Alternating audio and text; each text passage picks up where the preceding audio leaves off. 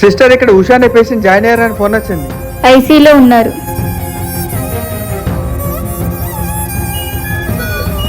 Sister, patient తరపున వాళ్ళకి ఏమైనా ఇన్ఫర్మేషన్ ఇచ్చారా? ఇచ్చేసాం డాక్టర్.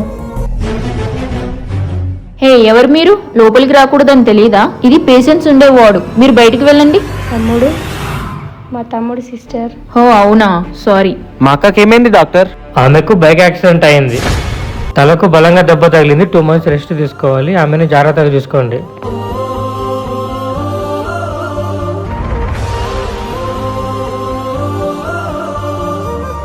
ఎలా జరిగింది అక్క?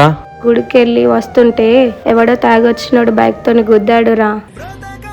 ఇలాంటి టైంలో వీడు హైదరాబాద్ రావడం కరెక్ట్ కాదు. రే ఈశ్వర్, ఒకసారి రా, నీతో మాట్లాడాలి. ఏమైందిరా? రే ఈశ్వర్, ఇలాంటి టైంలో నువ్వు హైదరాబాద్ రావడం కరెక్ట్ కాదు.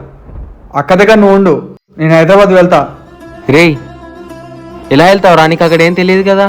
చెప్తానే కదా వెళ్తా అని. సంతకాన్ని నేను తీసుకొని వస్తా. అక్క దగ్గర నువ్వు ఉండు.